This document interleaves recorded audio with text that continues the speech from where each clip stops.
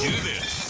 It's the Real Jonathan Smith Show on Indie Sports Ticket, 1430 AM, 93.9 HD2, and always on the free Indie Sports Ticket app. What's going on? Welcome in to the Real Jonathan Smith Show here on Indie's Sports Ticket. Hopefully you've had a nice week. Happy Friday. Hopefully your weekend is nice and set. Maybe you're going to the Indy 500.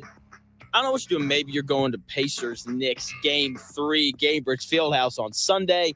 Sunday is going to be an outstanding weekend. And before we get there, we got to get through Pacers Knicks Game 2, which is tonight. I've got 1,000,001 thoughts on this game.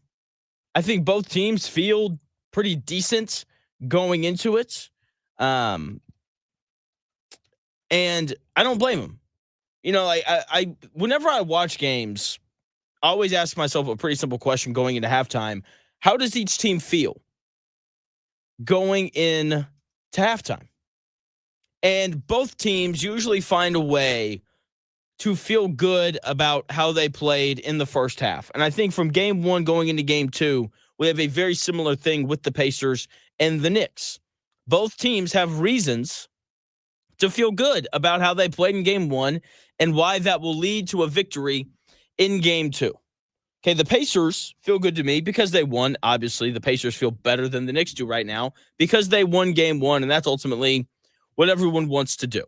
And they know that they can play better. The Pacers can play so much better than what they did in game 1. The Knicks feel good because they won the minutes that Jalen Brunson was off the floor. They had a big lead at one point. If they make 2 free throws, then they probably win. They know that, and that's why the New York Knickerbockers feel good going into game 2. All right, they know that they're more than capable of winning games in Madison Square Garden. I think I feel better about the Pacers going into game 2, though, than I do about the New York Knicks. Jalen Brunson had 40 points in game 1. Incredibly efficient, 15 to 25 from the field. Karl Anthony Towns had 30. He was also incredibly efficient from the field, including being 4 of 8 from 3. They went on a 16-0 run in the non-Jalen Brunson minutes, and the Knicks still lost. If you had told the Knicks before that game started, if you had told Knicks fans before that game started, hey, Jalen Brunson's going to have 40, Karl Anthony Towns is going to get 30, they're both going to be uber efficient while scoring all of these points. Oh, and when Jalen Brunson gets into foul trouble, 10 minutes left to go in the fourth quarter, yeah, you're going to go on a 16-0 run. Then I think everyone associated with the Knicks, whether as a fan, player, coach, or front office person, they'd have been like, oh, that sounds pretty good. I feel like we'll win if all those things happen. And they didn't. They still lost. Now, Jalen Brunson and Karl Anthony Towns are both going to continue to score. They are incredibly tough matchups for the Indiana Pacers and really every other team in the NBA. It's why they're in the Eastern Conference Finals. It's why they disposed of the defending champion Boston Celtics in 5 games. They are tough matchups. They are going to score. But they were, I thought, insanely efficient given the tough defense that was played on them after the first quarter. Okay? Like, I can't believe that they made some of the shots that they did. And part of it is because they are great players. But if that same tough defense is played on Karl Anthony Towns and Jalen Brunson throughout this game, I just don't believe that they will be as efficient shooting the basketball as they were in game 1. Like, Karl Anthony Towns had some tough finishes over Miles Turner. I thought Jalen Brunson hit a couple really tough mid-range jumpers, and I get it. He's great from the mid-range, but, you know, they were both just – they shot above what they should have given the defense that the Pacers played on them, and I expect them to be a little bit worse. They're still going to get theirs. I just expect it to be a little bit tougher. They both also took a ton of free throws. If you're on NBA Twitter in any way, shape, or form, the fan outcry of frustration over the Shai Gilgeous-Alexander and Jalen Brunson foul baiting, everyone's hearing it. And I know that Adam Silver and the rest of the NBA is, and I wouldn't be surprised if they went to officials and they're like, hey, Like you can't keep getting tricked like this. Like I don't care if you miss a couple calls. Like you have to call less of these fouls. So we'll kind of see how that goes. How physical they allow Aaron Nesmith to be with Jalen Brunson is going to be a continued storyline throughout this series, because the more physical they allow Aaron Nesmith to be, I think the more and more the game goes in the Pacers' favor. Now, in order for the Pacers to win, they have to win the non-Jalen Brunson minutes. The Knicks were +5 with Jalen Brunson on the bench, and I very simply don't think that's going to happen. Again, I don't think it's going to happen in the rest of the series. With that being said, I don't expect for the Knicks to be -8 with Jalen Brunson on the floor for every game in the rest of this series. And when I say that I don't expect for the Knicks to be +5 with Jalen Brunson on the bench again, I'm sure that there's some grumpy Knicks fan somewhere listening, and he's like, well, Aaron Nesmith's not going to go 8 of 9 from 3 again. And that's very true.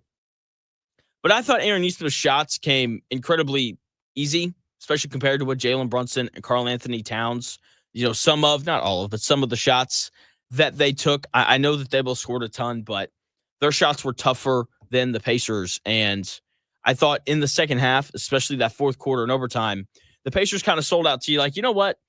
Jalen Brunson, you're not going to beat us. Karl Anthony Towns, you're not going to beat us either. We're going to make someone else do it. Someone who is unaccustomed to taking big shots in the fourth quarter. Because when you watch this New York Knicks teams play, Jalen Brunson and Karl Anthony Towns take all the big shots in the fourth quarter. And I'm going to talk about that a little bit more a little bit later. But the guys on this Knicks bench, the Miles McBrides, the Mitchell Robinsons, the campaigns, they were really good. I thought they were better than the Pacers bench.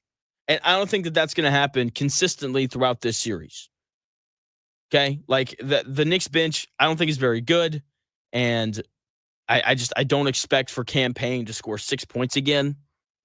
I thought that the Pacers did a much better job of boxing Mitchell Robinson out in the second half. Only one offensive rebound in that second half. Miles McBride has had a good postseason run, but nothing like what we saw from him last year. He's really the only guy off the bench who, when he comes in, I sit up a little bit straighter.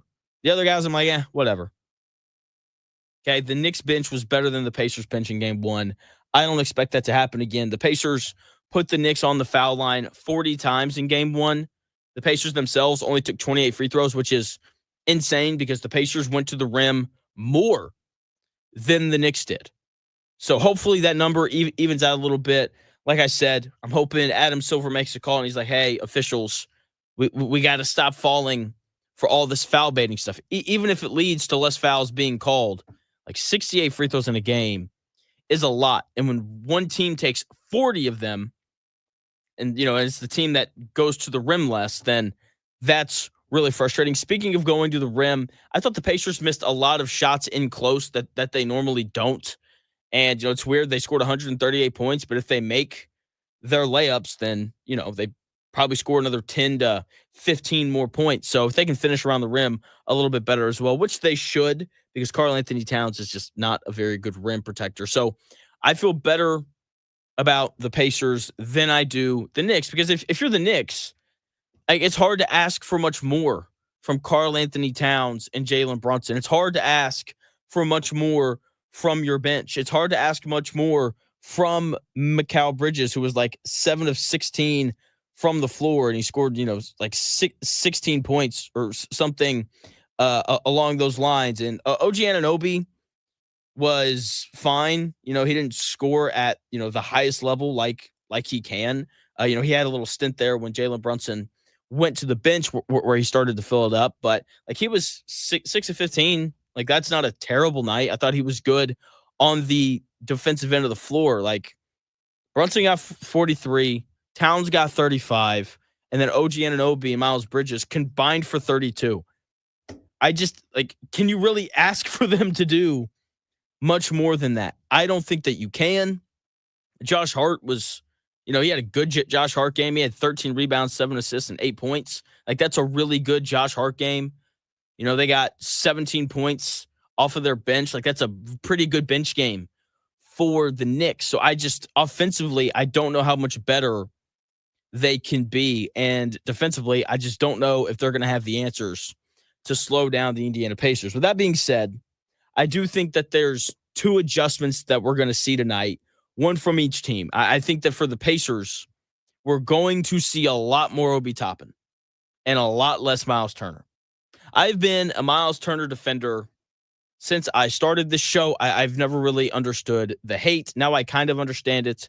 He is not a great rebounder. Outside of that, though, he's an excellent, excellent player for the Indiana Pacers, and I'm going to continue to be a Miles Turner defender because I do think that he's very important to this Pacers team. With that being said, this is not a good Miles Turner series. He can't defend Karl Anthony Towns. He looks like he has concrete feet on defense whenever he's defending Karl Anthony Towns. And when Karl Anthony Towns was defended by Miles Turner, Towns just didn't miss. He was 7 of 9 shooting.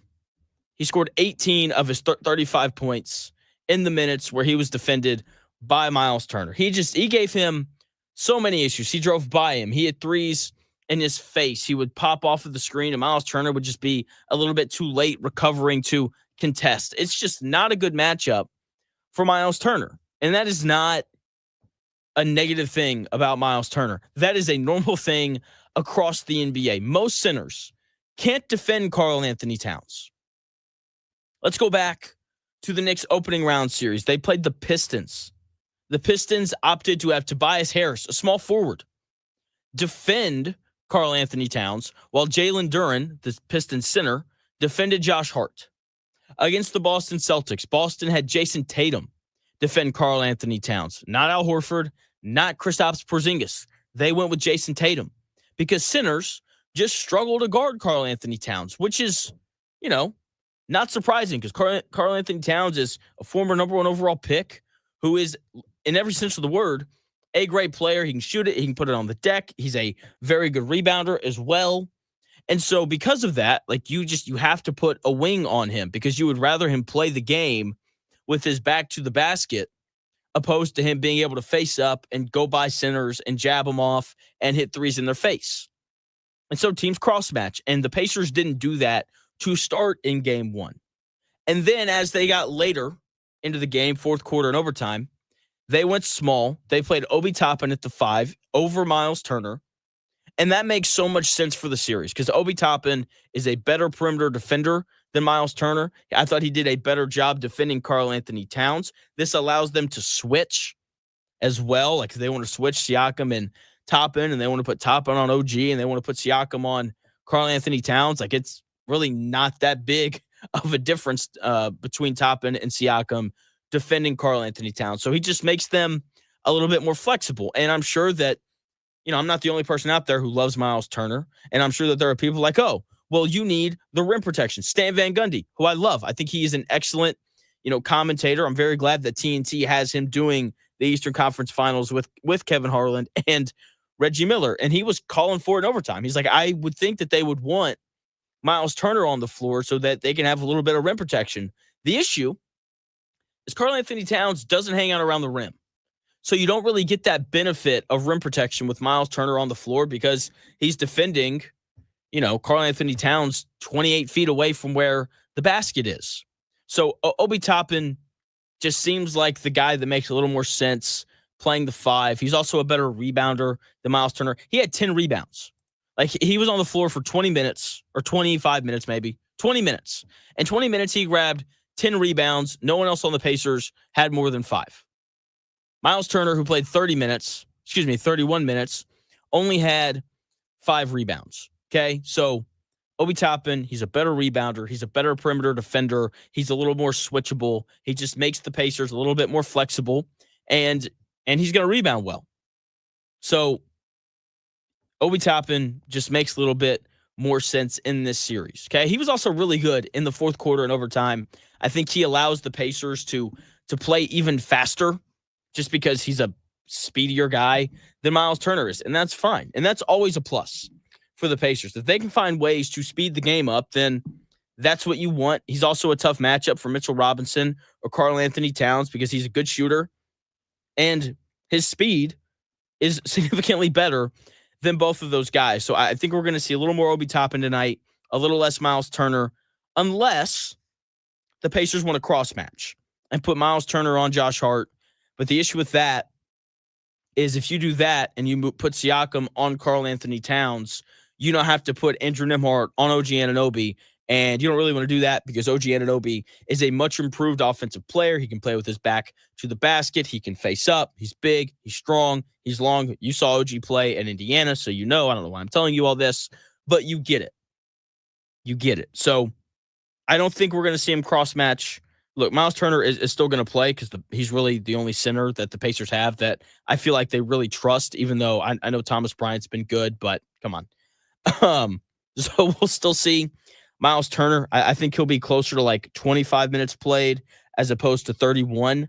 And, and our guy, Obi Toppin, he'll be closer to 25 minutes played as opposed to 20. So I wouldn't be surprised if we saw the Pacers go super small. You say, Jonathan, what's super small? That is Tyrese Halliburton, Andrew Nembhard / Aaron Nesmith, followed by Jarris Walker, Pascal Siakam, and Obi Toppin. If we saw some sort of lineup like that, I wouldn't really be surprised either to see the Pacers try to speed it up a little bit and just be super switchable on defense. We'll see how it goes. Can't wait. Game 2 tonight, 8 o'clock. I will be at the watch party. There's a watch party going on at Gamebridge. Learned about that the other day when my buddy hit me up. Can't wait. Very, very, very excited to go. If you're there and you see me, come say what's up. You'll probably catch me buying my wife a pretzel because the pretzels at Gamebridge are always fantastic. When we come back here in about 4 minutes, the other adjustments that we're going to see in this Indiana Pacers Knicks game tonight, if the Knicks don't go to this, I'll be shocked because it has the ability to turn the series in their favor. I'm going to tell you what that adjustment is when we come back here in about 4 minutes. I got to pee.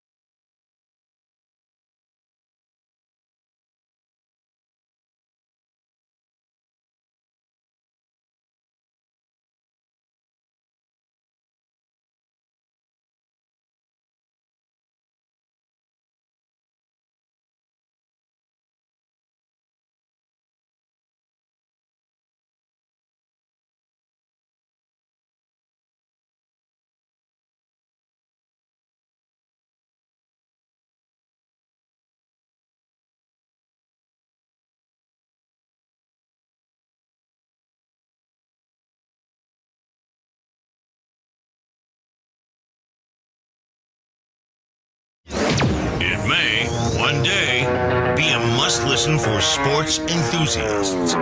Yeah, and monkeys might fly out of my butt. Uh-oh. The Real Jonathan Smith Show on Indy Sports Ticket 1430 AM, 93.9 HD2, and always on the free Indy Sports Ticket app. Welcome back to the Real Jonathan Smith Show here on Indy's Sports Ticket here on Indy Sports Ticket. Thank you for tuning in, no matter how you're tuning in, whether that's YouTube, Indy Sports Ticket. If you want to head over there and subscribe, maybe watch it on Twitter, _ Jonathan Smith. If you want to watch the show and follow me there, you can also listen via the Indy Sports Ticket app. And if you want even more from me, you can go check out the My Take Is YouTube page. Zack Gray is set to join the show here in about 40 minutes. If you like to gamble and make money while you gamble, Zack Gray is the guy you want to listen to. He joins the show coming up at 11 o'clock. And last segment, I talked a little bit about an adjustment that I kind of expect for the Pacers to go to tonight. I think we're going to see more Obi Toppin, a little less Miles Turner, unless they decide to cross match and put Miles Turner on Josh Hart. But then that gives them all sorts of issues, because then Andrew Nembhard probably has to guard OG Anunoby, and that's not good. That's not exactly what you want either. So that's kind of the big adjustment I expect to see from the Pacers. The other one that I think we'll see is I think the Knicks are going to play two bigs a little bit more often. So the Pacers dominated the pace of game one. I mean, that game was up and down. Shots are going up quickly. It's crazy. I think the Knicks are going to try to slow the game down by playing Karl Anthony Towns and Mitchell Robinson together. And now, obviously, if that happens, we'll see more Miles Turner, because he can defend Mitchell Robinson. He can hang around the rim. He can, contest shots at the rim. And then after he does that, he can give up offensive rebounds. Mitchell Robinson defending Miles Turner is kind of what you want.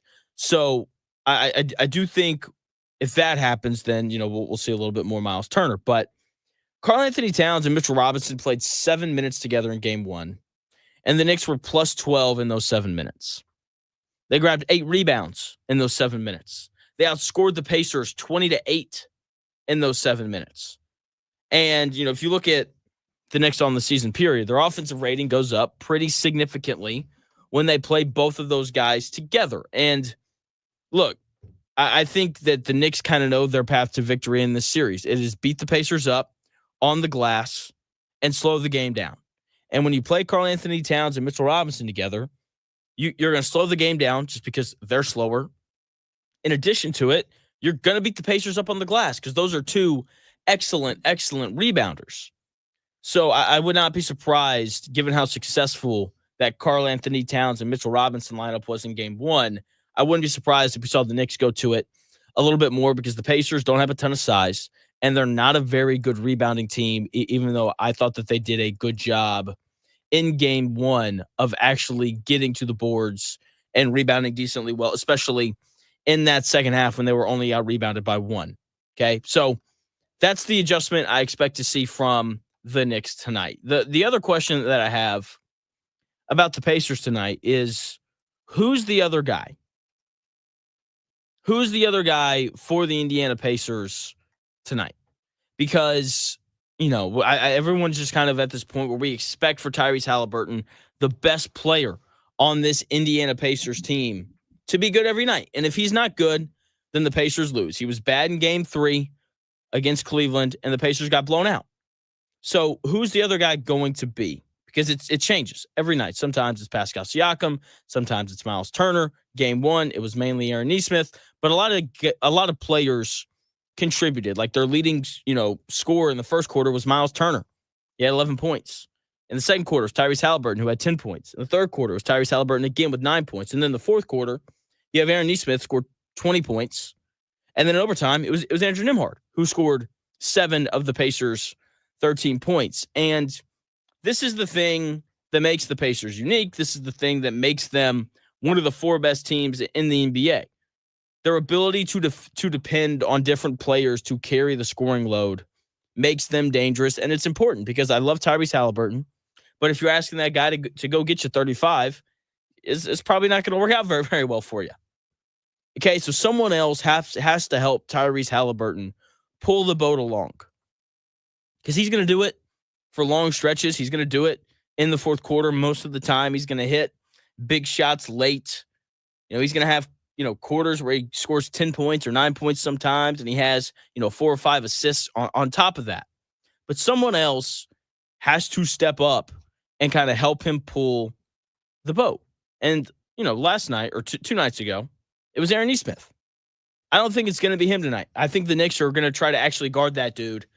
They're probably going to switch the matchup. I don't know if they'll put Jalen Brunson on him again.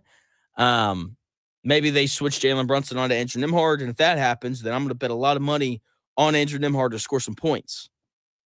Okay? It could also be someone off the bench who helps Tyrese Halliburton pull the boat tonight. We didn't see much from Benedict Mathurin in game one. He was kind of quiet. He only took 5 shots in 21 minutes, but that's not a bad thing. Sometimes Mathurin forces the issue a little bit too much, and if he only takes 5 shots, that to me means he wasn't forcing the issue. TJ McConnell had a nice stretch early when everyone was scoring, but, faded a little bit in the second half. Obi Toppin's only shooting like 34% from 3 in these playoffs. He's a better shooter than that. Maybe he has a big night tonight, and he's the guy that kind of helps the Pacers pull the boat. I hope it's Pascal Siakam, though, because it should be Pascal Siakam every night. Pascal Siakam is an amazing player. He is as steady as they come. I feel like I've talked about this ad nauseum. Like, you could pencil him in for 20 points and 8 rebounds every night during the regular season that he played. I do have an issue with him, though. He doesn't go get enough buckets. And I'm not talking about how often he scores. I know he scored 17 points in game one, and that was good. But so many of his points come within the flow of the Pacers offense, and that's not a bad thing. Okay, like that is a good thing. It means that the Pacers system works. It means that Pascal Siakam fits in. But he's a guy, he and Halliburton are the only 2 players on this Pacers team who can just go get you one. I love Aaron Nesmith, but the only reason why he scored 30 is because he got incredibly hot in game one. I love Andrew Nembhard, but he's not a reliable enough shooter that you can just give him the ball and say, hey, man, go get me one. Pascal Siakam is, though. And I thought that there were moments in game one, and there have been moments throughout these playoffs where he'll have a mismatch or he'll have an open shot, and he just won't take it. And it's so frustrating. Like, I want him to be aggressive because he is an excellent scorer who gives the Pacers a different look. He gives them an extra wrinkle that they can throw into things. He can score with his back to the basket pretty much at will. I know that, some people want for Miles Turner to do that. Miles Turner looks so incredibly uncomfortable with his back to the basket. So unless Miles Turner has a small on him like Brunson, Josh Hart, whoever, like, he's not going to score with his back to the basket. Pascal Siakam is the only guy who can. And, he posted up a little bit in game one. He posted up Josh Hart. He posted up Mikal Bridges a couple times in game one. And he looked so comfortable. He scored easily. He got to his spot. And if he can get those matchups again in game two, then he needs to exploit them. He is such an important player for the Indiana Pacers. There's a reason why when they made that trade for him, they all of a sudden became a really good team. He's supposed to be their second best player. And when he is, then the Pacers have an excellent chance to win. Go back to game 5 against Cleveland. The reason why they won that game is because Pascal Siakam was very aggressive. When he's very aggressive, this Pacers team is just better. And there have been too many games in these playoffs where he hasn't been their second best player. Okay, that's part of why they've had to make these 3 miraculous comebacks. He was too passive in all of those games. In game 1 against the Knicks, like, he just kind of floated. Like, I get it. I know that he scored 17 points, but like, you didn't really feel his impact. It didn't feel like he was looking for a shot. In game 2 against the Cavaliers, he only took 8 shots. Game 5 against the Bucks, he only scored 10 points on 12 shots. That's just not aggressive enough. And when he's not aggressive, the Pacers have to pull off these miraculous comebacks, and I get it. Like, they're obviously capable of doing that, but you don't want to put yourself in that position. The aggressive version of Pascal Siakam is usually the best version of the Pacers. He's one of 2 guys who can consistently create for himself and he needs to do it just a little bit more often. And I get it. This Pacers offense is really good when it's flowing and everyone's involved. Like the Pacers look great. They do. But Pascal Siakam needs to be selfish sometimes, and he needs to just kind of go and do his own thing. And it's a little annoying that he doesn't do that a little bit more often.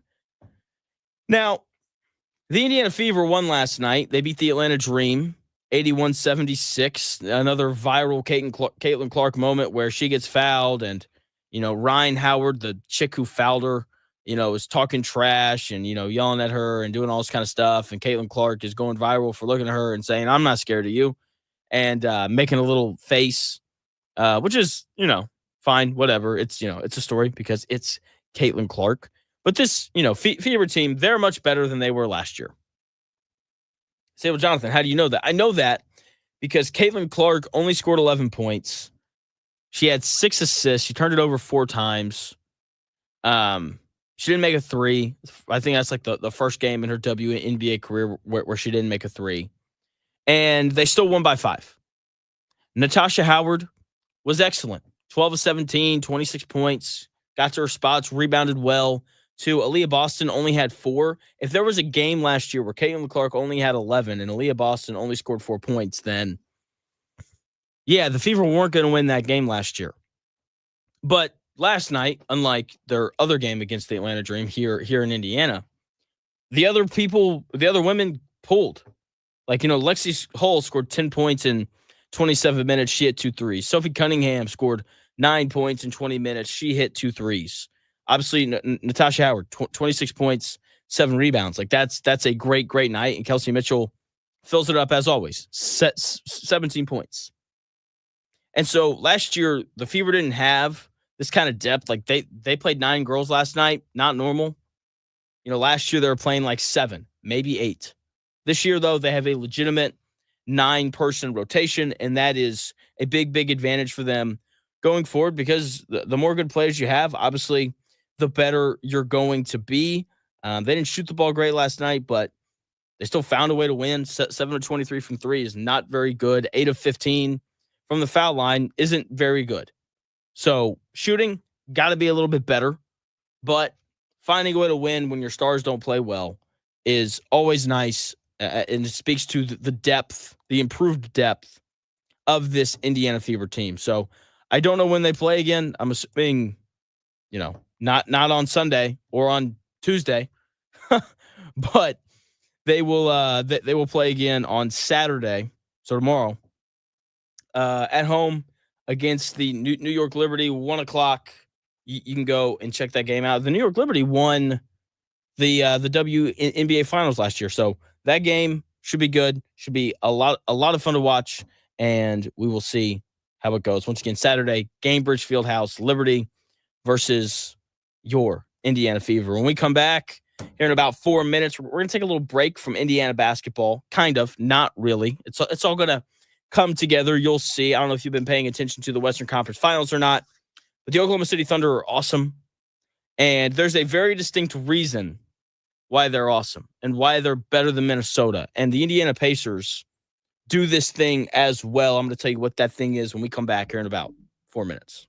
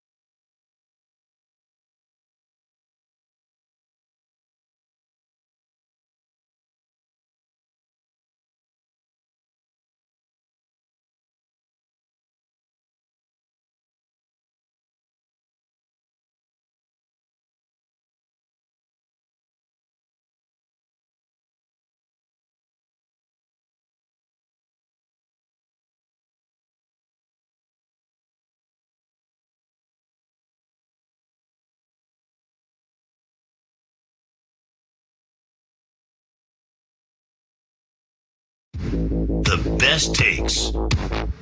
Maybe. The Real Jonathan Smith Show on Indy Sports Ticket 1430 AM, 93.9 HD2, and always on the free Indy Sports Ticket app.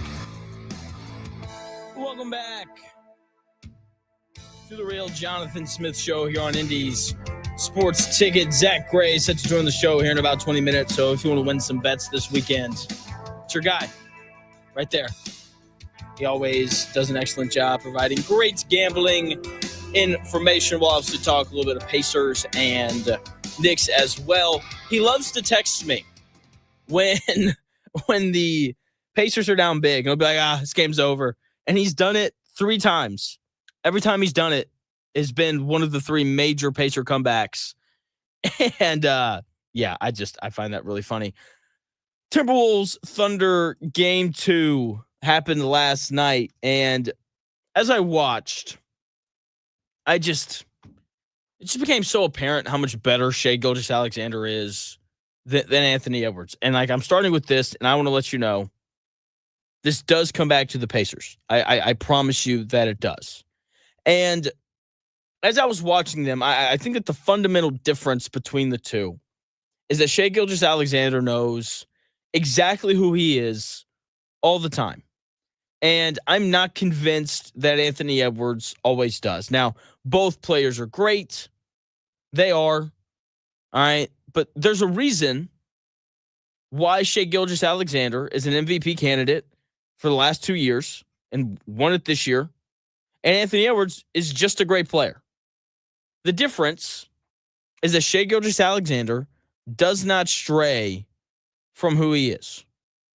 He doesn't. He doesn't stray from who he is. And Anthony Edwards doesn't always kind of stick to what makes him great. Like when I watch the Thunder, I know that Shai Gilgeous-Alexander wants to do one of 3 things every time he comes down the floor. He wants to get to the mid-range, he wants to get to the rim, or he wants to get to the free throw line. He wants to do one of those things every time down the floor. And sure, he's going to take 5 or 6 threes a game, and that's it. Of the 22 shots he takes a game, not including the ones he gets fouled on, 16 of them are going to be 17 feet from the bucket or closer, because that is what he's great at. Like, he's not this amazing vertical athlete, but his ability to start and stop, he's got incredible burst. That's what makes him great and allows him to get, 17 feet or closer to the bucket. And he's got impeccable touch. And so he's able to finish around the rim and make those tough contested twos. Okay. That is what makes him great. Anthony Edwards is the best vertical athlete in the NBA. He jumps over everybody. And it's not just that he jumps high, he jumps fast. He's got incredible explosion that allows him to get by everybody. He handles the ball at an elite level. And he takes somewhere between 9 and 11 threes a game. And I get it. The dude shot 39% from 3 on the year. He led the NBA in 3-pointers made. This guy is an elite shooter. But I think he relies on it too much. That should not be his goal. Anthony Edwards should lead the NBA in free throw attempts due to his athleticism and his ability to get to the rim. It will. Every time he takes a 3, I know he's an excellent 3-point shooter, but every time he takes a step-back 3 or a pull-up 3 going to his right, I know that the defense is like, hallelujah. Please take that shot. Okay, I think that Anthony Edwards needs to cut his three-point attempts down, and he needs to get to the rim a little bit more. And I get it. There are going to be some nights where you're hot from 3. If you're hot from 3, then take a whole bunch of 3s. Yeah, that makes sense. It makes a ton of sense. But when you're 1 of 9 from 3, like he was last night, you should probably stop shooting, and you should probably get to the rim more. And then you throw in the fact that he was 11 of 14 from inside the 3-point line. Like, go to the rim. Use that mid-range game, because Anthony Edwards is really good in the mid-range as well. I just feel like he relies on that 3-point jumper way too often when he doesn't have to.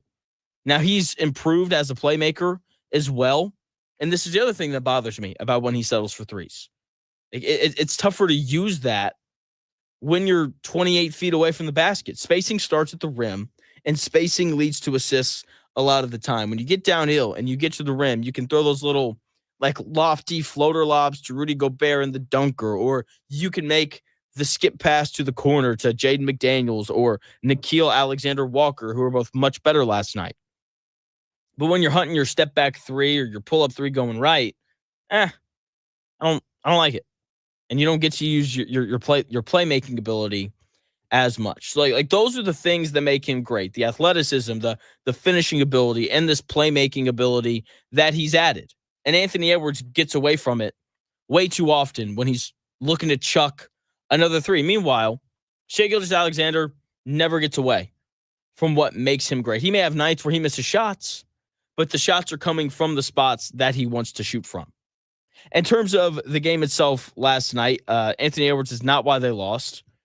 The Timberwolves lost last night because the Thunder went crazy in the third quarter, 35-21 in that third quarter. Felt like no one for Oklahoma City could miss. Minnesota shot the ball better as a team, but Julius Randle only scored 2 points in the first half, finished the game with 6 points, didn't even see the floor in the fourth quarter. That's obviously not going to cut it. Minnesota turned the ball over way too much. They turned it over 14 times. The Thunder scored 22 points off of those turnovers.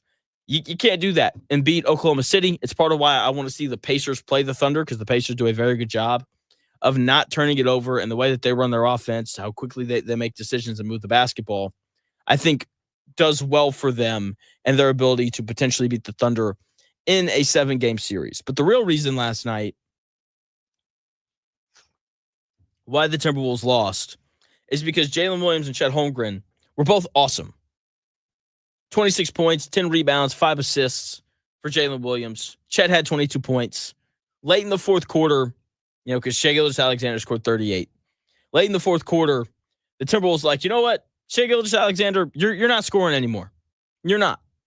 And when that happened, Jalen Williams and Chet Holmgren both made big shots to maintain this lead. With 3 minutes left to go in the fourth, the Timberwolves cut the lead to 10. And they doubled Shai Gilgeous-Alexander, and Chet Holmgren hit a layup.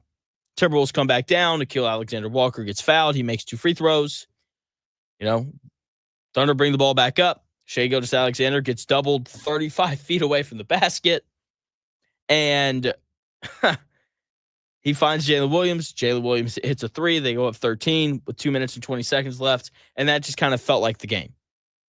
Okay, the Timberwolves, if they want to win that series, if they want to win a game in that series, then they have to get more from Julius Randle, and they have to find a way to slow down Chet Holmgren or Jalen Williams. One of the two, because they're not going to stop Shai Gilgeous-Alexander. So you better stop one of those two other guys. And that's really the cool thing about the Pacers. You don't have to stop one or two other guys. You have to stop 7 other guys, because you don't know who the other guy for the Indiana Pacers is going to be. It should be Pascal Siakam. Sometimes it's Aaron Nesmith. Sometimes it's TJ McConnell. Sometimes it's Benedict Mathurin. Sometimes it's Andrew Nembhard. And you never know who it's going to be. Can't wait to see who it is tonight, because someone not named Tyrese Halliburton is going to have a big game. Maybe tonight is the Pascal Siakam game, and he scores 30. And I'm like, oh, hallelujah. He finally posted up Josh Hart, who definitely can't defend him on the block. Seriously. Or maybe it's, Andrew Nembhard. Maybe tonight, that 7-point overtime just rolls over. And all of a sudden, game 2, Andrew Nembhard gets 27 points and he dishes out 8 assists. And, and then we're like, oh, Andrew Nembhard, this is why we love him. Maybe it's him tonight. I don't know. But what I do know is that Tyrese Halliburton is probably going to play really well, because he's the best player on his team. And he might be the best player in this series. He might be. I don't know if I'm sold on that. I did think he was better than Brunson in game 1, though. And part of why Tyrese Halliburton is so awesome is very simply because he knows exactly who he is. Very similar to Shai Gilgeous-Alexander. I just talked about it a ton. Shai Gilgeous-Alexander knows who he is. He knows he wants to get 17 feet away from the basket or closer, because he knows if he gets 17 feet away from the basket or closer, he's going to get a shot that he wants, or he's going to get fouled, and he's going to go to the foul line. Like, that's who he is, and Shai Gilgeous-Alexander doesn't stray away from it. He doesn't try to be some guy who racks up, 12 assists a night. He never tries to become, a knockdown 3-point shooter. Like, he's not chucking 9 threes a game. Like, that's not who he is. And he knows that. Tyrese Halliburton knows who he is. He's a guy who needs to take somewhere around 15 shots a game. 7 or 8 of them need to be threes because he is an excellent three-point shooter. And the three-point shot is what allows him to go by guys because they have to play him so close. And when they do play him close and he gets a switch onto a big, he knows exactly how to attack them to get to his step-back three or to get to his float game or his pull-up midi game or get all the way downhill to the rim. Stephen A. Smith has just made a fool of himself this week, saying that Tyrese Halliburton is not a superstar. It's an insane take. It's incredible. It's annoying how Stephen A. Smith says that. And the reason, and he's not the only person who holds that opinion, he's just the most popular person who holds that opinion. The people who think that Tyrese Halliburton isn't a superstar, it's because Tyrese Halliburton's not going to score 35 points. He's not going to score 25 points a game probably any year of his career. Tyrese Halliburton has a season where he averages 24 or 22 points a game. Then you're like, geez, that's a really good offensive scoring season for Tyrese Halliburton, because that's just not who he is. It's not. Okay, like, he is a get into the lane and set my teammates up kind of guy. That is who he is. He's not going to take 22 shots a game like Shai Gilgeous-Alexander does. He's not going to take 11 threes a game like Anthony Edwards does, even though if he did, I wouldn't mind it. Like, he's that good of a three-point shooter, shooting 39% from three on the season and 39% for his career. But that's not who he is. He knows that he is at his best when he's getting everybody involved. And part of that is because of the design of this roster, and you can get everyone involved and they're going to be productive. But part of that is also who Tyrese Halliburton is. That's who he was in Sacramento. I think it's part of why the Kings traded him. They're like, we have De'Aaron Fox, which is an insane reason to trade Tyrese Halliburton. Also, De'Aaron Fox no longer in Sacramento. Anyway, like, I'm sure that they sat around and they looked at Tyrese. They're like, you know what? Like, this guy needs the ball, but we don't want him to have the ball. We want for De'Aaron Fox to have the ball. So let's move him. And they did. And the Pacers were like, thank you. And it was great. And he never strays from that. Like, it's very rare that you'll see him have a game where he takes 20 shots. It's very rare when he'll have a game when he takes 17 shots. He's going to be somewhere around 15 or 16 shots a game. And that's where he needs to be, because that's when he's at his best. Because when he gets over that, then he's not playmaking enough. It's a very interesting balance for him. And then you hope that he's efficient enough to get to 20 points. Because if he gets to 20, then the Pacers are probably going to win. I mean, it's just incredible. And I appreciate Halliburton and his ability to stay true to who he is when the rest of the non-Indiana Pacers world that watches him nightly and understands what kind of a player he is want him to go get 30. That's just not who he is, and that's fine. He doesn't have to be that. Okay, sure, he got 31 the other night, and he took 23 shots, and that's just because he had to. He still had 11 assists. He still did the thing that makes him a superstar. He still did the thing that makes him a great player. And as long as he continues to do that, then the Pacers are going to have an excellent chance to win. Because when he's himself and he gets everyone involved, that is when the Pacers are at their best. Zack Gray is going to join the show coming up. You heard about 8 minutes or 7 minutes or so. And we're going to talk about this Pacers team and how great they are. I don't think he has any Caitlin Clark takes, which is fine by me. I'm tired, not of Caitlin Clark, but of just everything around her. She got into another altercation last night. Not her fault. But like, it just immediately becomes a story, and it's just incredibly annoying, incredibly annoying. But Pacers tonight, can't wait. We got the Indiana Fever tomorrow night. It is just a great time to be a basketball fan in the state of Indiana. We got the Pacers rolling, and hopefully Indiana basketball is going to be a legitimate tournament team and a team that competes to win the Big Ten this year. And hopefully, the Pacers can win tonight. And I really wouldn't be surprised if they did. Will they? Probably not. I wouldn't bet on the Pacers to win tonight. Then again, I wouldn't have bet on them to win when they were down by 14 with 2.5 minutes to go in game one. So I'm not going to put it past this team. They got really hot shooting the three late, but they didn't shoot it great from start to finish. Maybe tonight's a night where everyone shoots the ball well. Aaron Nesmith was the only guy who really consistently made threes in that game one. He was 8 of 9. Miles Turner was 1 of 4. Siakam was 0 of 2. Nembhard was 2 of 3, which feels weird. Halliburton was only 4 of 12. No one off the bench made a 3. That is uncommon. But with that being said, man, Pacers, Knicks tonight. Don't be surprised if the Pacers go up 2-0 because I think that they're simply the better team. When we come back at 11 o'clock, Zack Gray at ZG The Grapevine on Twitter, who does an excellent job of gambling. Make sure you go check out his Patreon. He is going to join the show, and we're going to talk Pacers and probably a little bit of Thunder. We'll talk gambling, probably a little bit of baseball, as well as we're about a third of the way through the season now, and Aaron Judge just doesn't get out. It's kind of crazy. So when we come back, Zack Gray at ZG The Grapevine on Twitter. He's going to join the show. He's going to give out bets, and we're going to talk a little bit of NBA playoffs.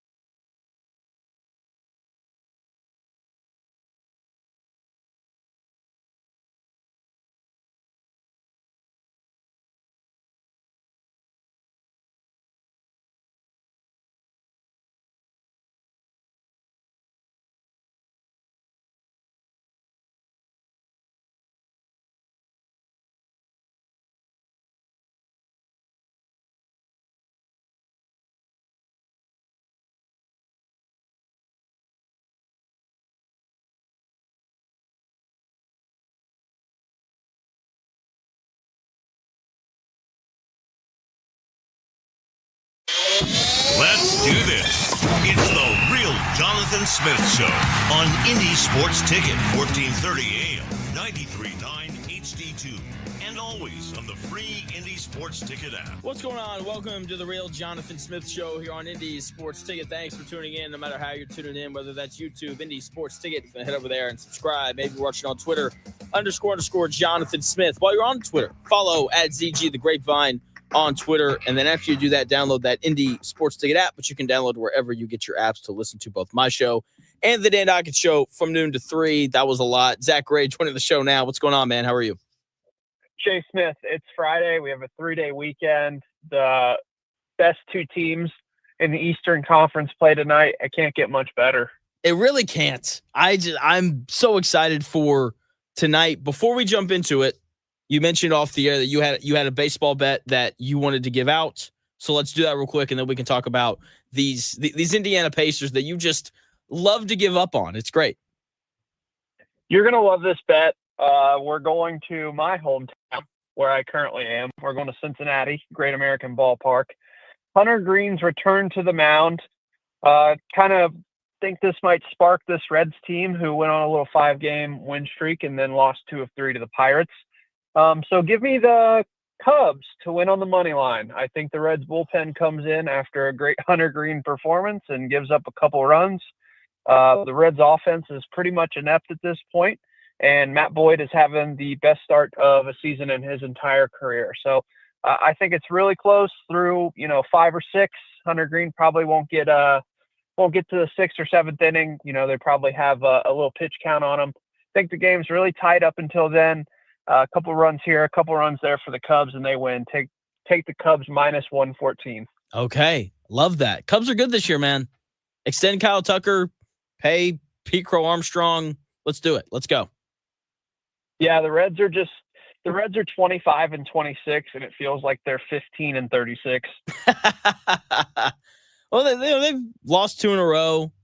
I mean, that's probably part of the Cardinals were hot. They've dropped 2 in a row. I hate the Cardinals. They're freaking good every year, it seems like.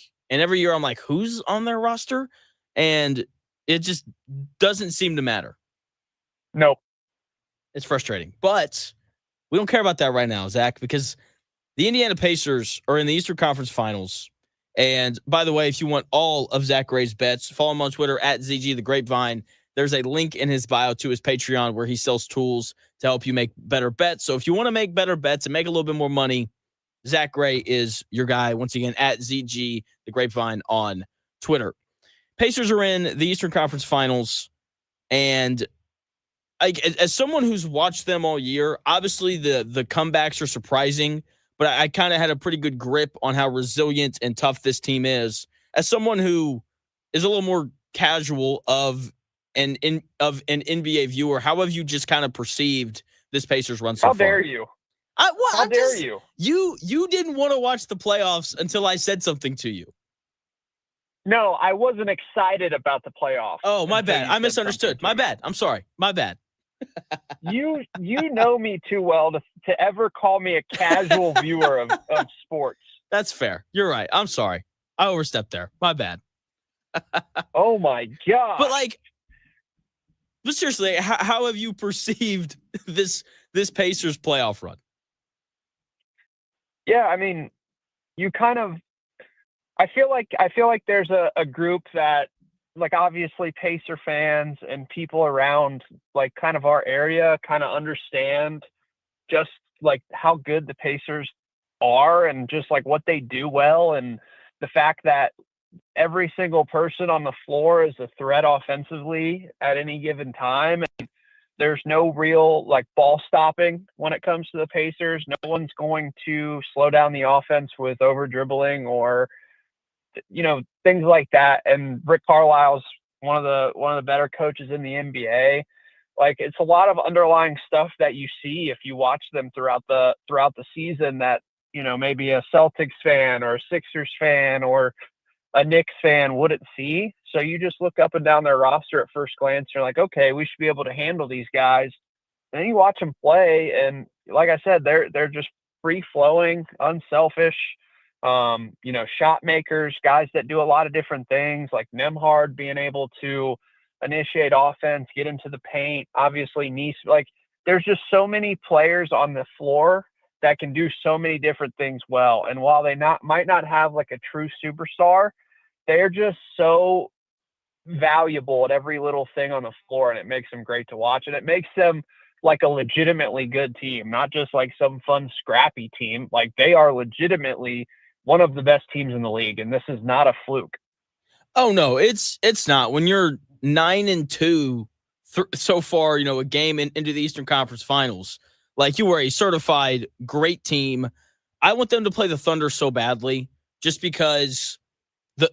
I think the Thunder would win the series. Let me say that up front. Once again, joined by my thoughts. Yeah. Once again, joined by Zack Gray, talking a little bit of NBA playoffs. And with that being said, I do think that of all the teams in the league, the Pacers would have the best chance at beating the Thunder because of how they run their offense and how, like, I watch the Timberwolves and they just have too many possessions where they over dribble or they don't make decisions quick enough. And when you watch the Pacers, I mean, you said it, like they never over dribble and they make decisions so quickly, and all five guys are on the floor or a threat to score or do something positive. And I would love to see that matchup. It's just very cool to see a team like the Pacers where it doesn't matter who has the ball in their hands and it doesn't matter who's off ball. Like a play can be made. Like, I don't know how many times you're going to see like Anthony Edwards come set a screen and then, go to the weak side corner and then cut in. Like I've seen Miles Turner play make from the top with the ball in his hands and pass to like a Neesmith or a Nembhard. It's just such a unique offense where there's no real set role in the offense, and they can all do everything on the floor. Like, so even Miles Turner, I feel like can get up at the top and initiate offense and dribble a little bit. Nembhard can get into the paint even though he's small. You obviously have Halliburton. It's just it's so unique, and I don't understand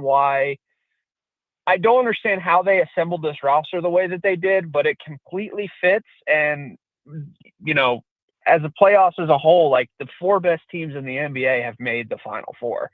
I don't think you can look at anyone, not even the Cavs or the Celtics, and think, dang, they should be here. Like, I think this year is truly the four best teams.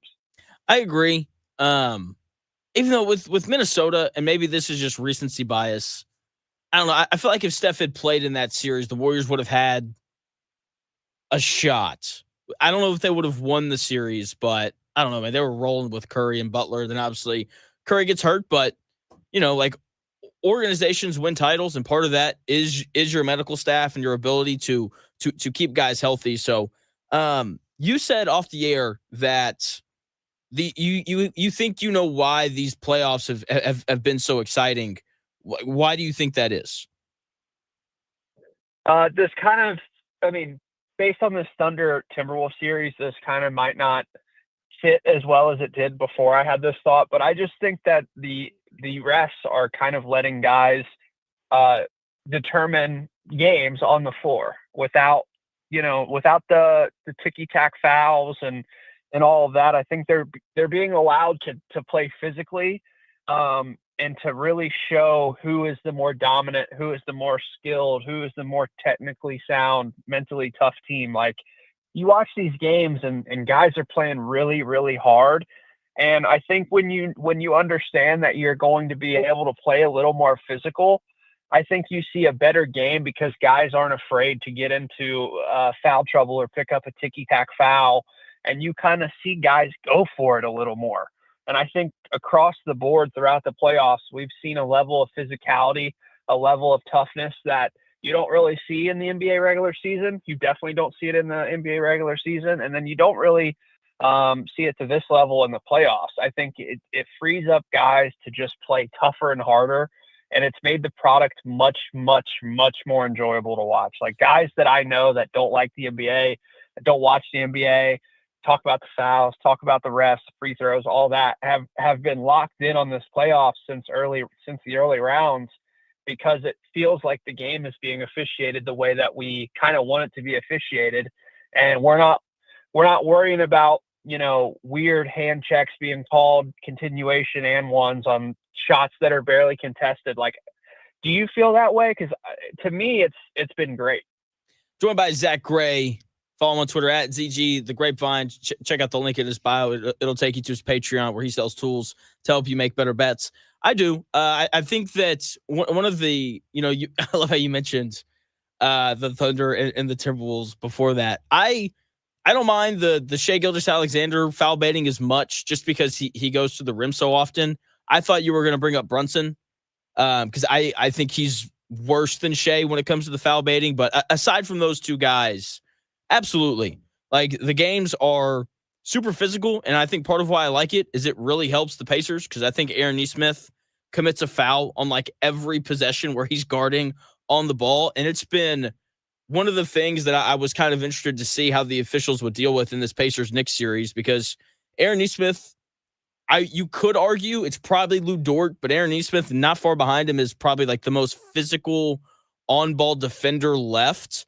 And, he's obviously defending Brunson. And so just kind of seeing how the officials deal with that has been interesting. But all in all, I do agree with you.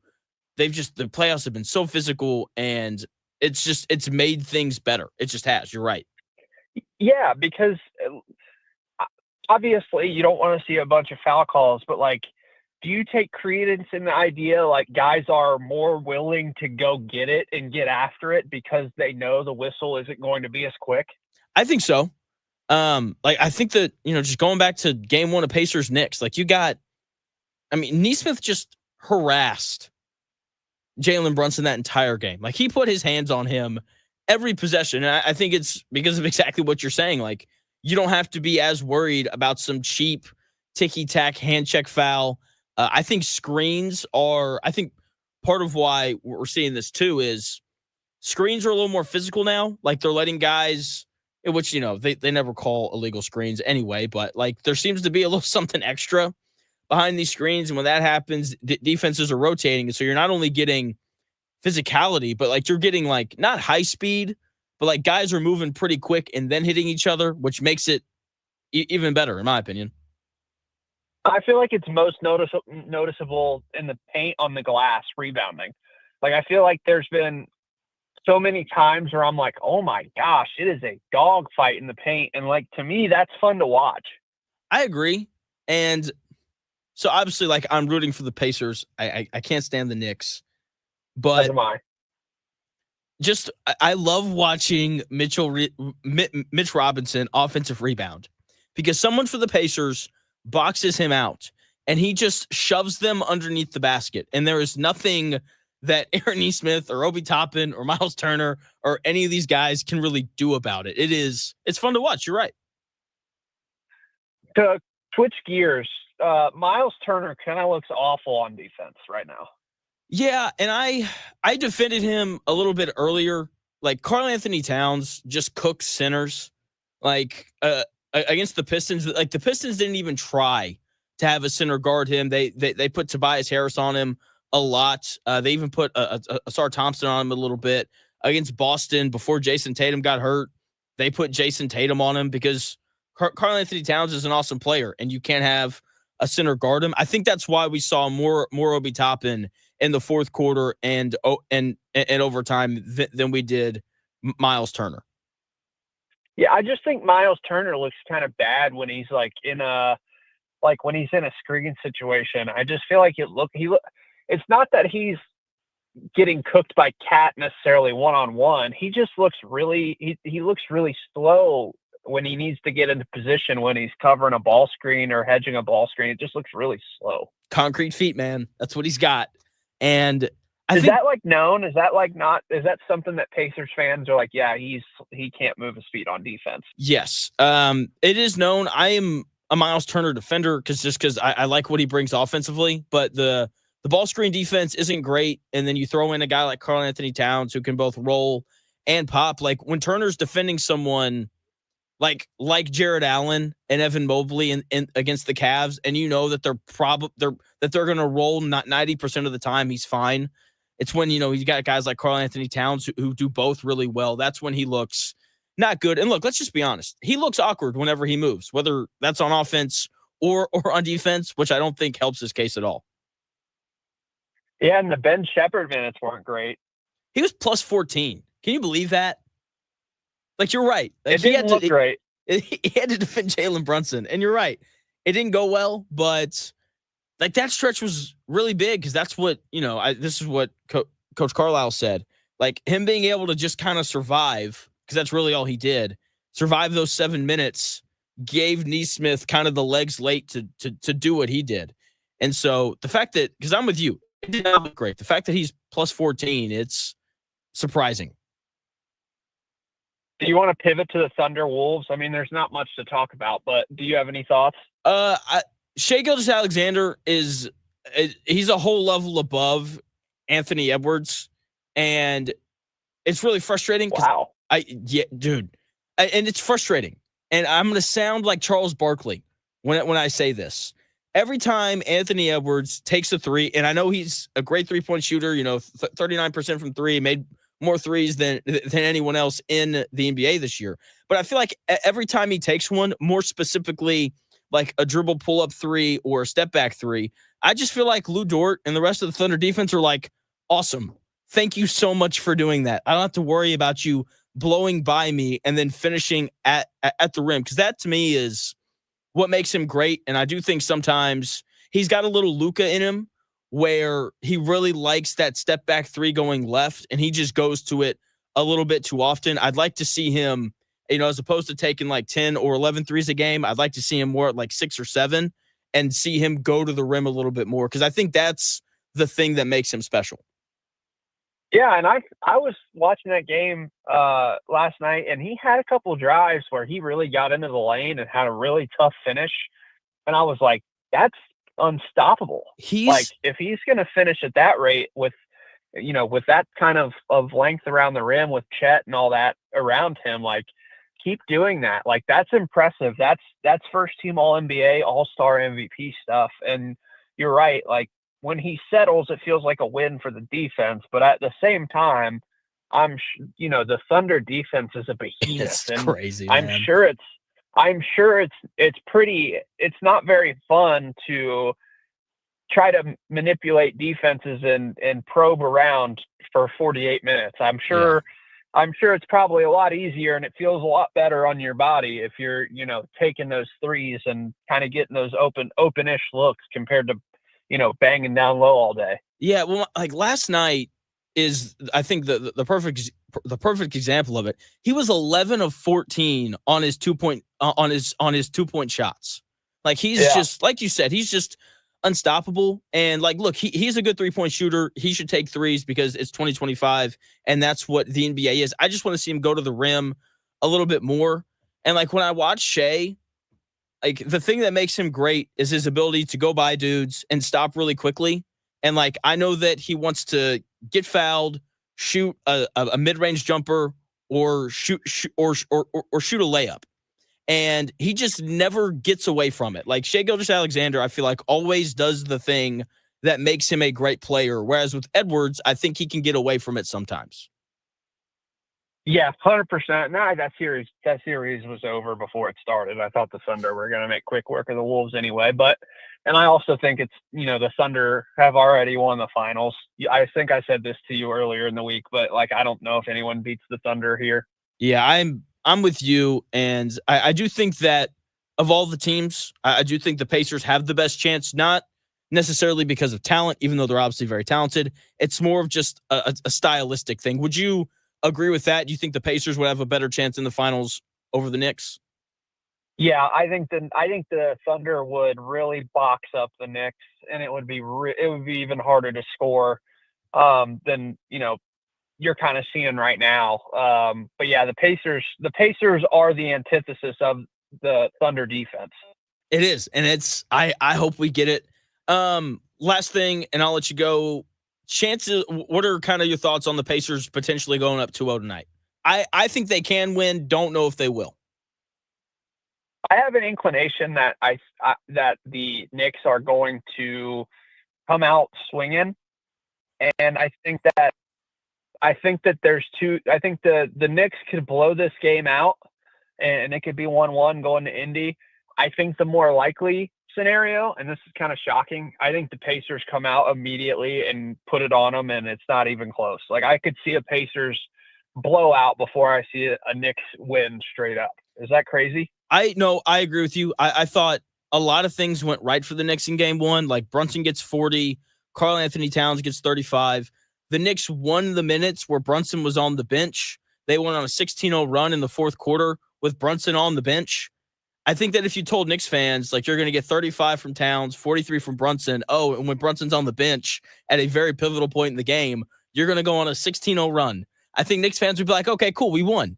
All that happened, and they didn't. Outside of Nesmith getting hot late and Halliburton being really good, I felt like the Pacers could have been better at a lot of things. So I'm kind of with you. Yeah, we'll see. It's going to be fun, though. Friday night hoops, playoff basketball, it doesn't get better. That's right. I'm going to the watch party tonight at Gamebridge. Very excited. Amelia's excited because they have really good soft pretzels there. So everybody wins. Oh, that sounds awesome. It's going to be great. Zach, thanks for your time, man. See ya. Yep. Thanks, Jay Smith. Zack Gray, follow him on Twitter at ZG the Grapevine. You can check out the link in his bio. It'll take you to his Patreon where he sells tools to help you make better bets. He said to take the Cubs on the money line today against the Cincinnati Reds. So do that. He's been doing really well in baseball so far, a third of the way through the season. When we come back here in about 4 minutes, more thoughts on Pacers-Knicks Game 2 and why I wouldn't be surprised if the Pacers won tonight.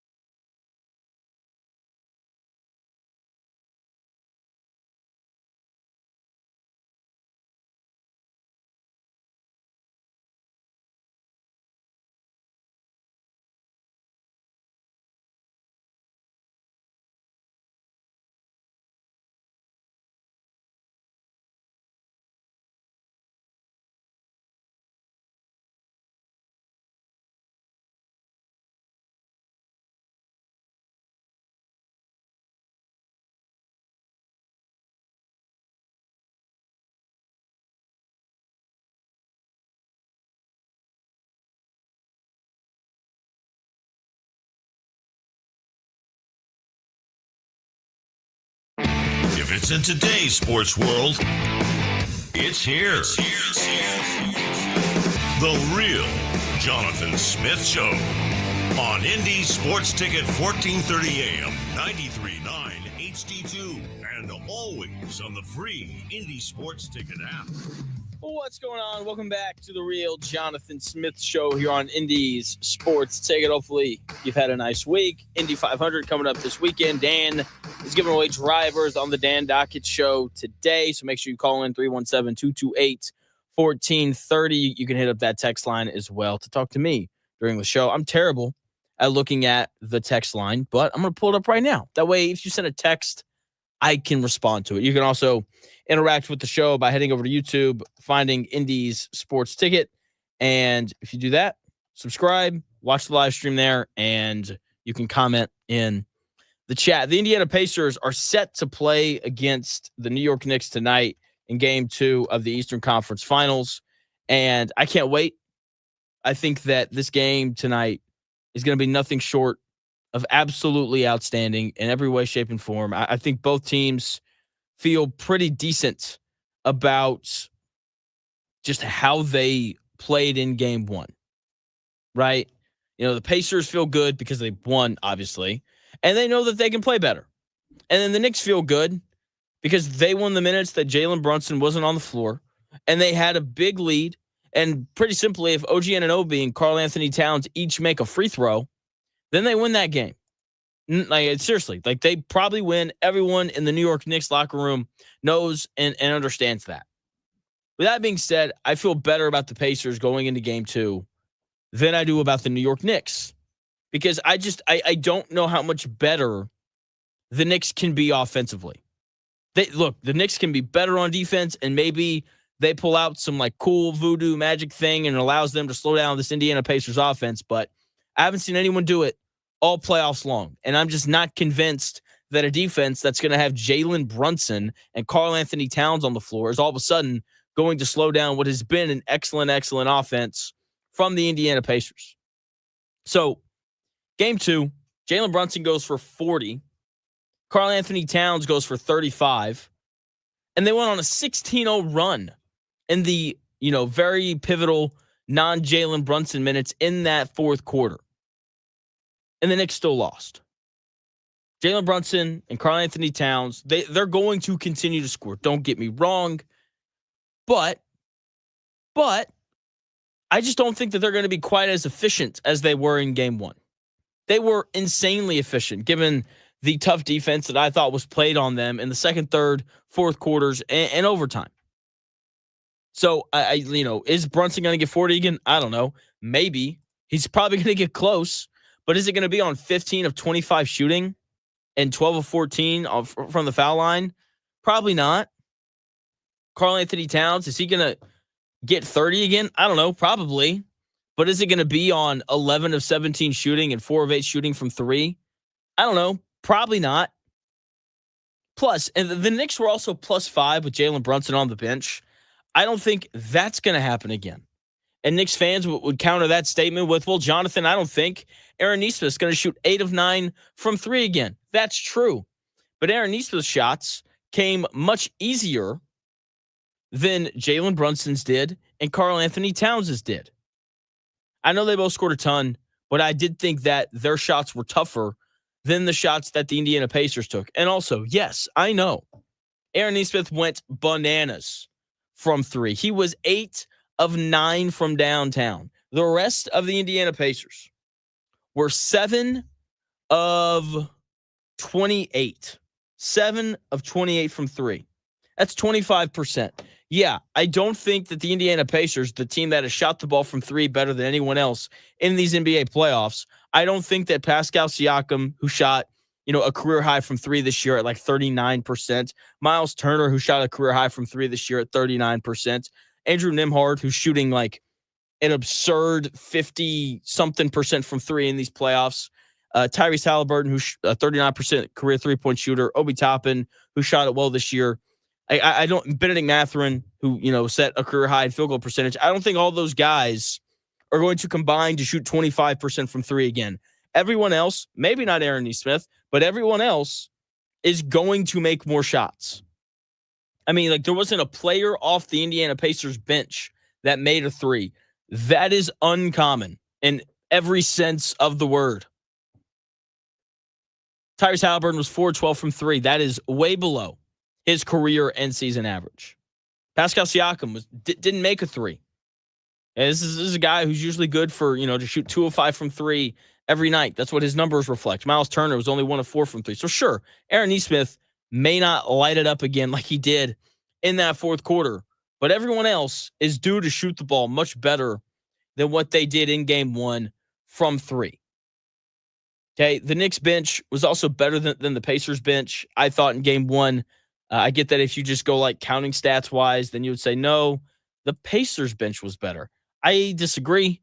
Just because the Pacers bench spent more time on the floor. Therefore, their very simple counting stats should be better. They should be. But the Knicks bench was very impactful. I don't think it's going to happen again. Like, I don't expect for Campaign to score 6 points in 10 minutes again. A guy who's like barely averaging 2 points a game in these playoffs. I thought that the Pacers did a much better job of keeping Mitchell Robinson off the glass in that second half. He had 3 offensive rebounds in the first half, only had 1 in the second half. So I think that hopefully continues. It seems like they figured something out to keep him off the glass. We'll see. The Pacers also put the Knicks on the foul line 40 times in game one. Insane. They only took 28 free throws. The Pacers did. I think that number should even out. I don't know. It's the Knicks. They're always going to get a favorable whistle in Madison Square Garden. But when you consider the fact that the Pacers took more shots at the rim than the Knicks did, then you would just kind of think that the Pacers would shoot more free throws and the Knicks would shoot a little bit less if that continues in game two. If that continues to be the trend. With that being said, like, obviously Jalen Brunson and Karl Anthony Towns both do a great job of drawing fouls, but I'm sure that defending without fouling is going to be a point of emphasis for the Pacers in this game. I also think that the Pacers are going to finish better at the rim than what they did in game one. They missed multiple bunnies. Obi Toppin missed a dunk. I thought Miles Turner missed a couple floaters that he usually makes. They just didn't finish at the rim as well as they normally do, and that's something that this Pacers team tends to do an excellent job of, and that is score points in the paint. So I just expect them to be a little bit better finishing around the cup in this game tonight, game two on the road in Madison Square Garden. And, it's great. It's so great. And look, it's game two. So we're going to see, Tom Thibodeau and Rick Carlisle's first round of adjustments tonight. There's 2 things that I think we're absolutely going to see, one from each team. I'm going to tell you what those things are when we come back here in about 4 minutes.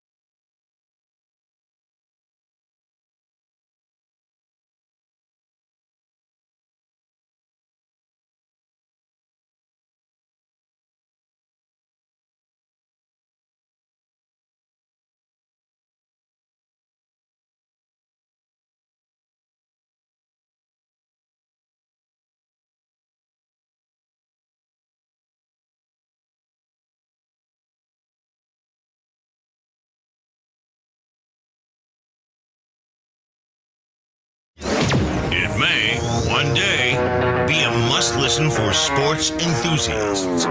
Yeah, and monkeys might fly out of my butt. Uh-oh. The Real Jonathan Smith Show on Indy Sports Ticket 1430 AM, 93.9 HD2, and always on the free Indy Sports Ticket app. What's going on? Welcome back to the Real Jonathan Smith Show here on Indy Sports Ticket. Thank you for tuning in, no matter how you're tuning in, whether that's YouTube, Indy Sports Ticket.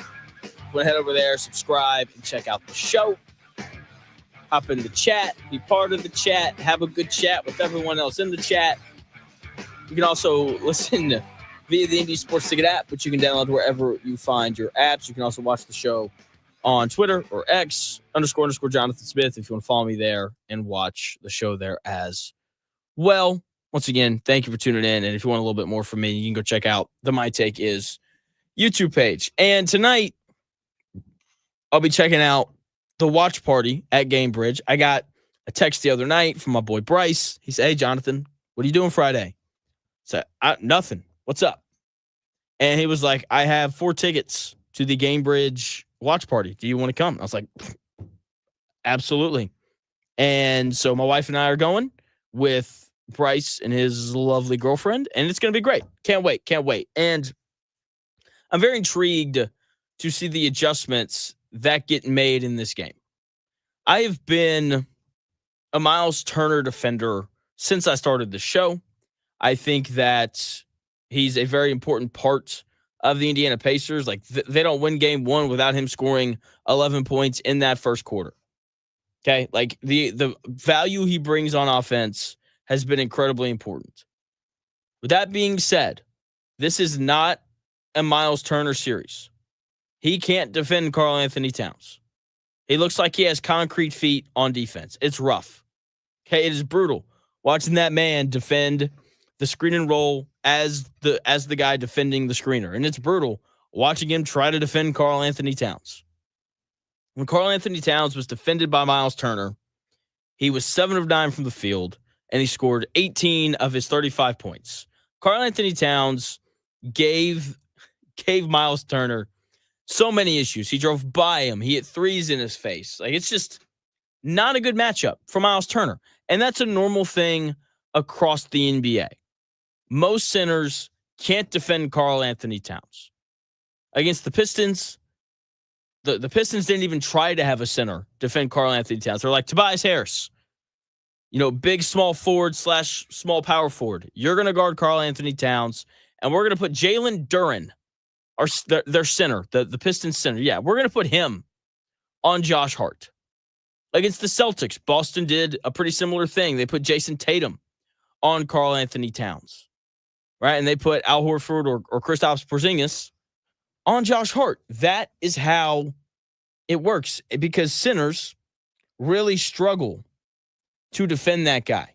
Centers struggle to defend Karl Anthony Towns because Karl Anthony Towns he's an elite offensive player. He's very athletic. He moves very well for a center. He's, an excellent shooter as well. So he goes by guys where they sag off, he shoots over them. It's a tough guard for any center in the NBA. And so teams cross match and they put, a power forward or a small forward on Karl Anthony Towns because they would much rather him play with his back to the basket as opposed to him facing up and taking guys off the bounce or shooting over them if he gives them too much space, like he did to Miles Turner in game 1. Okay? And so because that was happening, and because Miles Turner was struggling so much defensively, the Pacers played Obi Toppin a lot late over Miles Turner in the fourth quarter and in overtime. And it makes sense.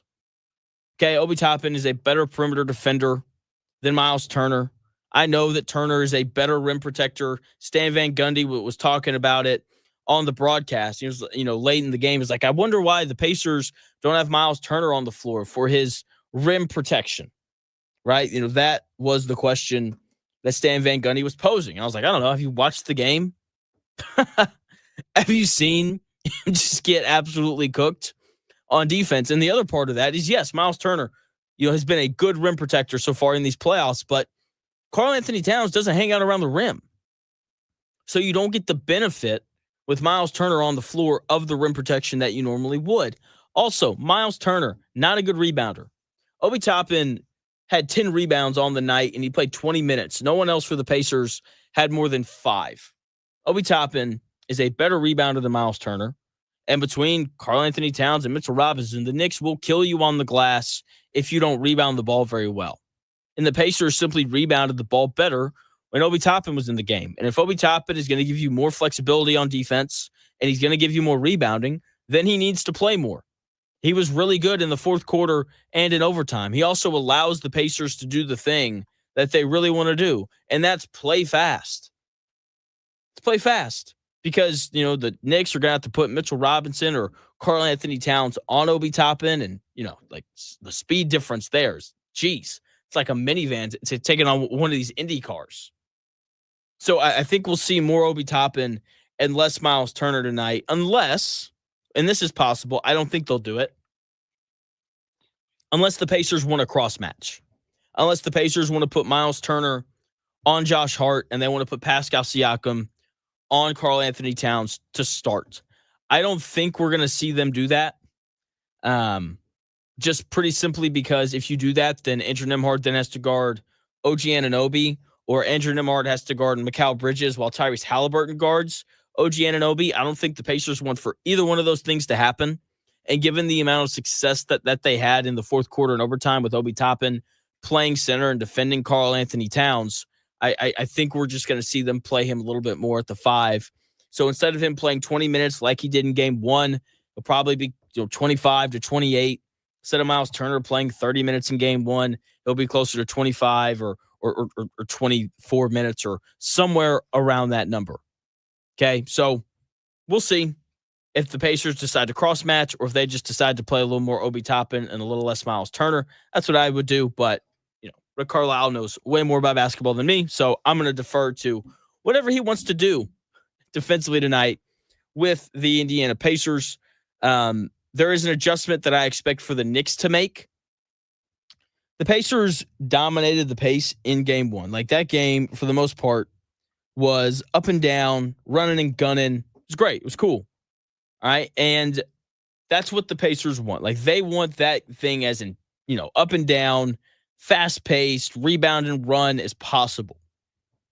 And the Knicks don't want that, right? We're going to hear people talk about pace the entire series. And the Knicks are going to try to slow it down a little bit. And I think they're going to do it by trying to play Karl-Anthony Towns and Mitchell Robinson together. If that happens, then we will see more Miles Turner because he can defend Mitchell Robinson. You don't have to worry about him, defending the pop out on, whenever Mitchell Robinson sets a screen, right? Mitchell Robinson's just going to stand by the basket. So Miles Turner can then, help contest shots at the rim. And after he contests the shot at the rim, he can give up an offensive rebound to Mitchell Robinson. It'll be great. But in game 1, Karl-Anthony Towns and Mitchell Robinson played 7 minutes together. The Knicks were plus 12 in those 7 minutes. They grabbed 8 rebounds in those 7 minutes, and they outscored the Pacers 20-8. That is a very good lineup for them. They had a lot of success with it against Boston as well. Mitchell Robinson is a very good defender who helps the Knicks on that side of the court. And what is the thing that the Pacers don't do well? Rebound. Mitchell Robinson is an elite rebounder. That is the only word for it. So I think we're going to see a little bit more of this combination of Mitchell Robinson and Karl-Anthony Towns on the floor together tonight in game 2.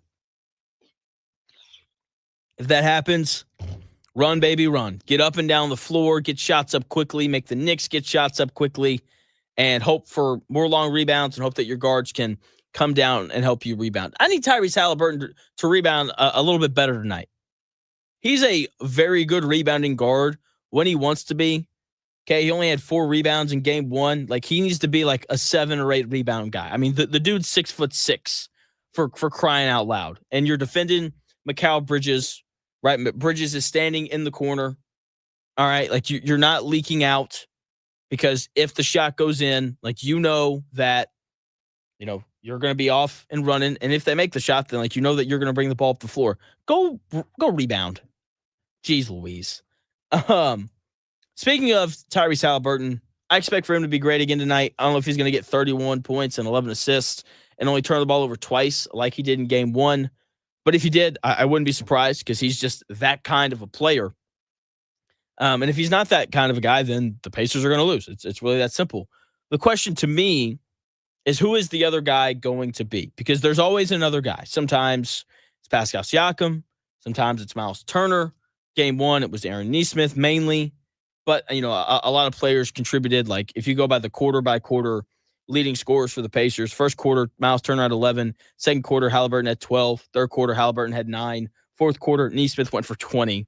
And then in overtime, it was Andrew Nembhard who scored 7 points. So, the Pacers' ability to depend on different players to kind of carry the scoring load makes this team dangerous. And it's so important because someone has to help Tyrese Halliburton, pull this Pacers offensive boat along. Someone has to do it, right? And someone usually does. And if you bet their points over, then you make money. Last night, it was Aaron Nesmith. I don't think it'll be him tonight. I think the Knicks are going to know where he's at all times. Wouldn't be surprised if the Knicks switched that matchup. Like, instead of putting Jalen Brunson on him, maybe they go Josh Hart and they, put Jalen Brunson on Andrew Nembhard. And if that happens, then I'm going to bet Andrew Nembhard to score a lot of points tonight. We'll see. Right? But in terms of the Pacers having someone else kind of help Halliburton carry the water, could also be someone off the bench. We didn't see a ton from Benedict Mathurin in game one. He wasn't super aggressive, which is fine with me because he definitely has nights where he's overly aggressive. TJ McConnell had a nice little stretch early, but faded in the second half when both teams really started to play defense. Obi Toppin is due for a big shooting night. He has not shot the ball very well so far in these playoffs, so maybe he's the guy. But I hope it's Pascal Siakam. That's what I hope. And it should be him every night. Pascal Siakam is an awesome player. He is as steady as they come. I said it all regular season long. Just pencil that dude in for 20 points and 8 rebounds a night. And in these playoffs, I've got a bit of an issue with him. He doesn't go get buckets enough. A lot of his points come within the flow of the offense. He coming off a pin down and curling to the rim to get a layup, or he's catching and shooting, or whatever it is. And that's not a bad thing. I'm not saying that that's a bad thing, but there are times where he'll have a mismatch or he'll have an open shot and he'll just pass it up. And I want Pascal Siakam to be incredibly aggressive. He is an excellent scorer who gives the Pacers a different look. Okay, he can score with his back to the basket. No one else can really do that. No one else on this Pacers team can post up and just go score, and no one else really have to worry about it. I know some people think that Miles Turner can. Come on, that dude looks so uncoordinated whenever he posts up. But Pascal Siakam does not. He posted up Josh Hart and Mikal Bridges a couple times in game one. He looked incredibly comfortable in those matchups, ended up scoring in most of them. If he gets those matchups in game two, then he needs to go at them. He is an important player for the Pacers. There's a reason why when the Pacers traded for him last year, all of a sudden they got significantly better. Okay, he's supposed to be their second best player. And when he is their second best player, then the Pacers have an excellent chance to win. And in these playoffs, there have been too many games where he hasn't been their second best player. That's part of why we've had these 3 miracle comebacks for the Pacers. He's been too passive in all those games. Game one against the Knicks, I know that he took 16 shots and he scored 17 points. That's great, but he wasn't assertive. Like I said, everything came within the flow. In game 2 against Cleveland, he only took 8 shots. He has to be more aggressive than that. Game 5 against the Bucks, he only scored 10 points on 12 shots. He has to be more aggressive than that. Okay, the aggressive version of Pascal Siakam is the best version of the Indiana Pacers. Okay, like the Pacers have 2 guys on this roster who can consistently go get a bucket for themselves. It's Tyrese Halliburton and it's Pascal Siakam. And Pascal Siakam needs to do that more for the rest of these playoffs. And I get it. You can rely on Nesmith or Nembhard or Turner, and that's awesome. But I would like to rely on the guy who's played in the NBA Finals, who's won an NBA Finals before. The Game 5 version of Pascal Siakam where he was posting up and finishing at the rim, going back to the Cleveland series. Like, that version of Pascal Siakam was awesome. He went at every mismatch. He demanded the basketball, and he just went to work. And he did both. He scored within the flow of the offense, and he scored in isolation from the elbow. More of that. I need it, especially if Karl-Anthony Towns and Jalen Brunson are both going to go crazy in every game that they play in. And Pascal Siakam is good for one kind of like blow up, 27.9 rebound game every series. And what I would like is for him to have that one blow up game every series, but be a consistent 20 points and 8 rebounds like he was during the regular season. I would just want him to be a little more aggressive and hunting those mismatches when Josh Hart or Mikal Bridges end up getting matched up onto him. I get it. Like, if it's OG Anunoby, yeah, like, I don't need you isolating with one of the best wing defenders in the NBA on you.